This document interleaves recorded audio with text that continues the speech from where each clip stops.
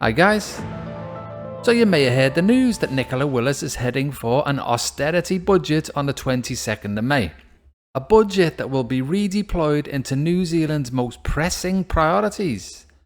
So let's just see what a couple of the pressing priorities are for Nicola Willis. Let's see why she is going to be drastically cutting services for ordinary Kiwis and what she will be diverting that money towards.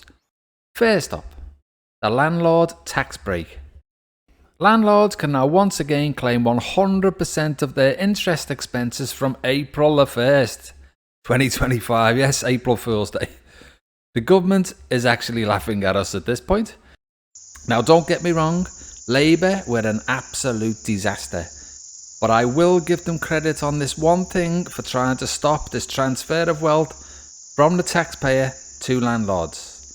So think about what this reinstated tax break means for landlords. A landlord can buy an investment property and any interest that they pay on their mortgage payments can be wiped off their own personal tax payments.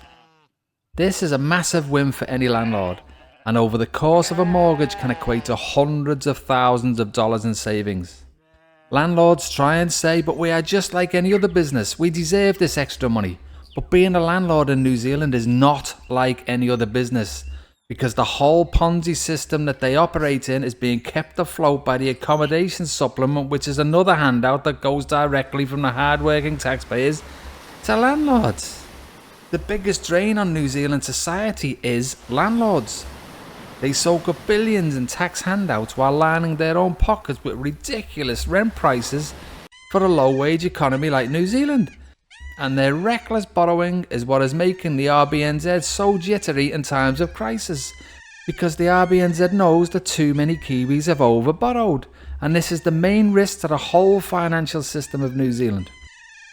And before we move on, let's just remind ourselves how insanely high rent prices have become in New Zealand. And please do bear in mind that these overinflated rental prices are being propped up by the taxpayer.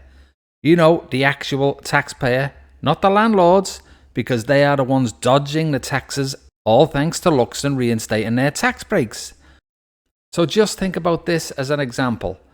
There are young, low-paid renters out there who are struggling to pay their super inflated rents whilst paying tax, and that tax they pay goes to make rich landlords who don't pay tax even richer. So the young renter's tax payment is being eaten up by a landlord, and their take-home pay is being eaten up by their landlord. Now I ask you, is this fair? So let's see exactly how much landlords are sucking up from the New Zealand taxpayer in just their tax breaks and the accommodation supplement. Now this is from the Treasury in response to an Official Information Act request, probably by another concerned citizen, and I have attached a link to the whole document in the description. Now once again, this document is full of waffle. But this is the part right here that we need to be seriously concerned about. So what it's referring to is the phasing in of tax breaks to landlords again. This phasing would cost $2.92 billion over the forecast period to 2027-2028, including $915 million in the final year of 2027-2028. So this shows that in the final year, when landlords can once again claim 100% of their interest expenses, that it will cost the taxpayer $915 million in 1 year. So we can safely assume that the years after 2028, the cost to the taxpayer will be at least $1 billion per year and rising. So just to remind ourselves, in the budget, Nicola Willis is going to be cutting essential services to probably the most vulnerable people in society, just to be able to keep giving landlords $1 billion per year. Now if you think that's bad, take a look at what the accommodation supplement is costing and how much it is going to be costing the taxpayers in the coming years. Some people think that the accommodation supplement is a benefit to renters, but it is 100% not. It goes from WINS into one hand of a renter and then directly into the hand of the landlord. It is just a way to keep rent prices inflated. If accommodation supplement stopped, rents would come down, fact. They try and frighten us by saying that if the accommodation supplement stops, renters will be thrown out onto the street. Well, if that's the case, let's put a freeze on evictions during the transition period. and then when we come out the other side, all the rents will be dropped.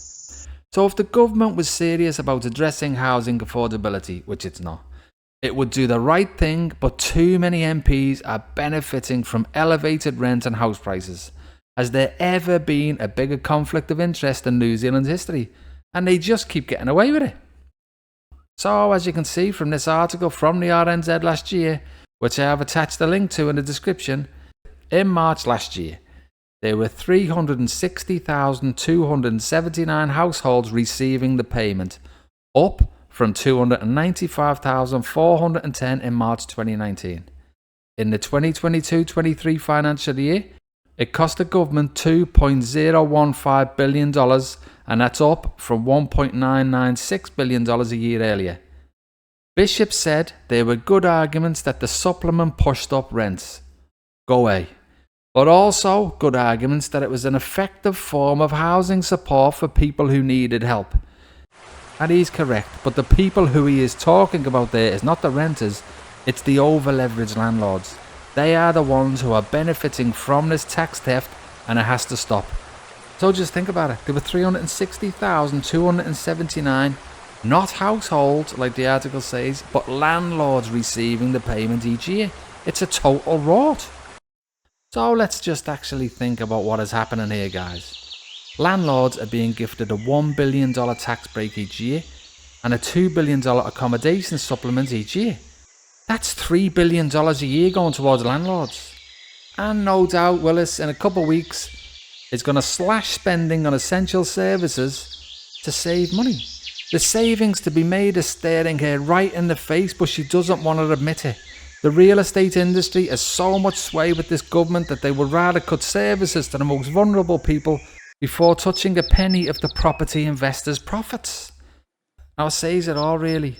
I bet you there are even a few decent landlords out there who feel nauseous when they see what is happening here. I just wish more of them would speak up. So I'm off now, guys, but before I go, I'd like to just put a little thought in any property investor's head who is thinking about profiteering from some of the things I have highlighted in this video. Pretty soon there's going to be an election coming up, and I would not be too confident if I was you guys in thinking that the current landlord charity fest was going to continue. So invest wisely, and if the numbers don't make sense without charity from taxpayers, perhaps invest in something less harmful to the rest of New Zealand.